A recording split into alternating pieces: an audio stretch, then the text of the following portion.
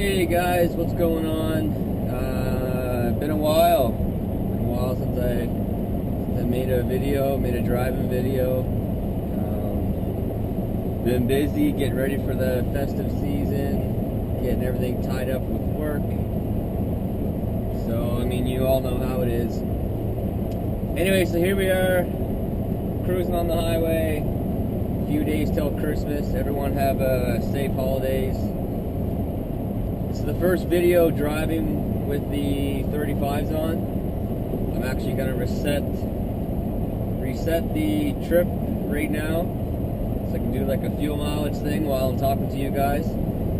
As far as the 35s, the 35 BFG KO2s, very happy with them. Truck drives great. It's quiet still.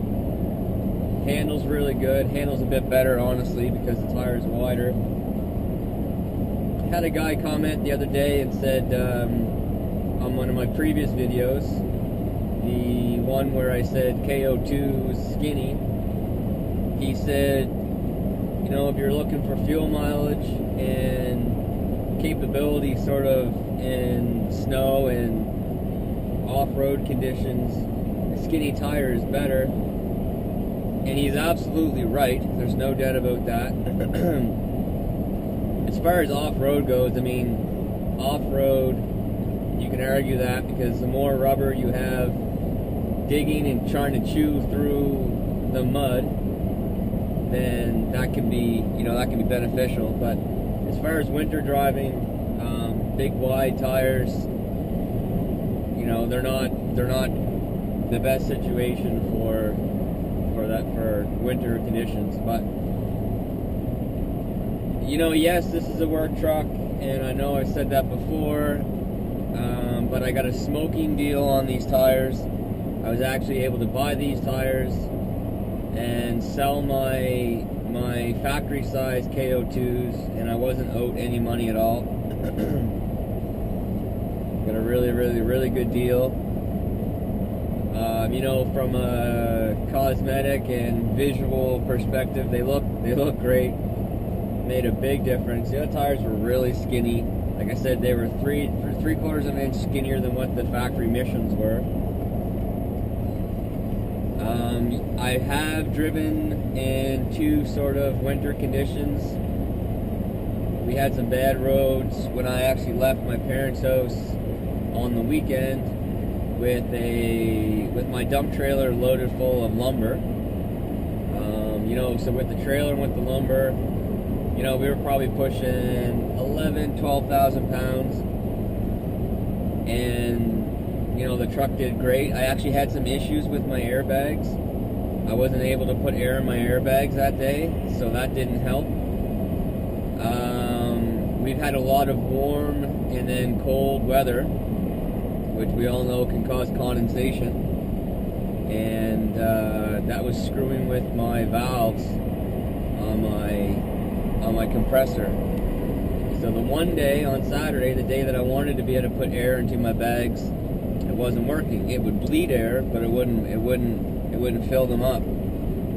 And for then the next 2 days after that, it was bitter cold. And every time I started my truck, it just kept trying to feed air into my bags, but it wouldn't bleed. So I was driving around with a lot of pressure in my bag. So you know, I figured that definitely was condensation freezing in the lines was the problem. So I got my heat gun and I went underneath the truck and I heated up where the valves come off the onboard compressor, and now it's working fine. So keep that in mind if you're, you know, in cold conditions. If you have issues with your airbags, chances are that's what it is.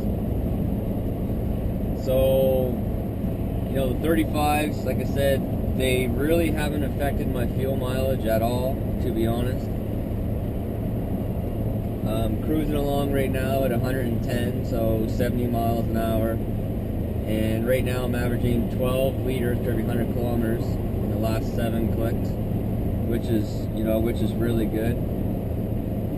As far as my speedometer, it's it hasn't really thrown off my speedometer at all, because the factory tires are like 34.1 inches, and these are 35. The big difference is the width, obviously. So it does add extra weight. Not really gonna say you can feel it, but I mean, obviously it is there. But I'm just gonna show you. I have this speedometer app on my phone, so I'll show you that it really hasn't affected my speedometer at all. Okay, so let's get down to 100 on my truck. So we're on 100 on the truck right now, and it's 100 on this. So it hasn't affected my speedometer at all. So I don't need to go and get the truck reprogrammed or anything for that. Next time I go in for my oil change and my service, I will, I'll see if I can get them. I'm not even sure if they can. I know with the programmer you can, like a Bully Dog tuner. I'm going to see if I can get them to go in and to the computer and change the tire size, just to be on the safe side. So again, they're 35 by 12.5 R20s. You know, I kept the factory rims, obviously. The truck, you know, it has 17,440 kilometers on it right now. I've had it for, I bought it the first week of October, so I've had it a little over 3 months. No issues at all, which, you know, I shouldn't have any issues with the truck itself. You know, it's winter conditions, so some of the things that I put on the truck have sort of become a bit of a hindrance. Like last night, yesterday we got a bit of snow, and then it rained, and then it was cold last night, so everything was icy. So this morning when I went out to drop my tailgate, the tailgate was sort of frozen. But the tailgate itself, I don't think was frozen. It was more so how it's so tight fit to the tonneau cover. Anyway, I gave a couple pulls on it, and it came out. It was fine. That's sort of the downfall of the push button for the tailgate.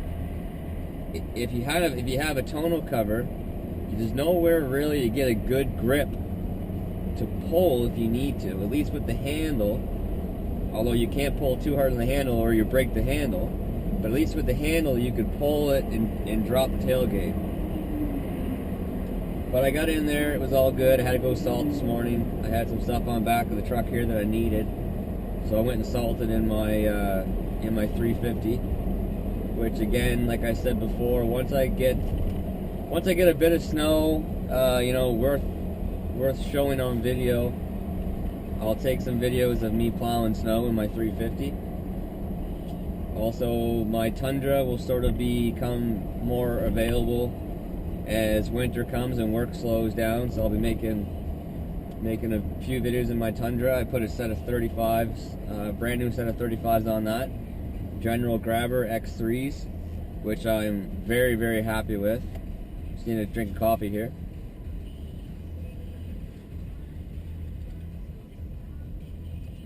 Gotta have your Timmies. So far, we're averaging 10 liters per 100 kilometers, which is, you know, again, awesome. This is the easiest truck on fuel that I have and that I've ever had.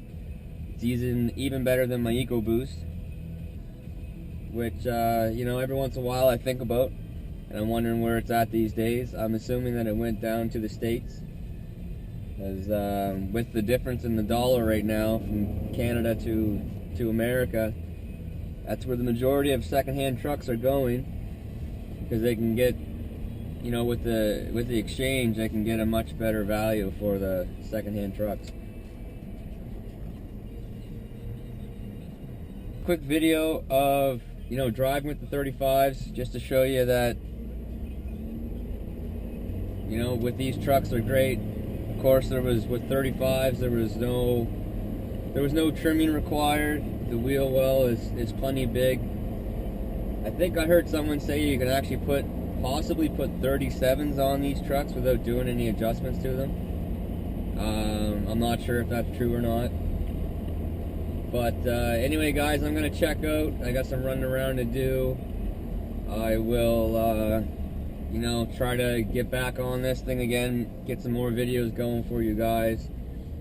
When I do get, you know, a good storm and I am driving this truck, I'll definitely make a video of how it handles in the snow. You know, the truck itself with the 35s. But as you can see, it's very quiet. Fuel mileage not really affected. So if you're thinking about putting 35s on the truck, go for it. Absolutely. If you can afford it, you know, you're not really going to be out any more extra money as far as gas and all that sort of shit. So I know everyone sort of, it depends on what tire you get, of course. You get a great big aggressive mud tire, then yeah, that might make some difference. But you know, if you stick to like an all-terrain tire like these are, you know, you should be all right. But anyway, guys, take care. I'll talk to you all soon. Merry Christmas. I'm probably thinking I'll see you before New Year, but if not, Happy New Year. And you know, like, subscribe, follow.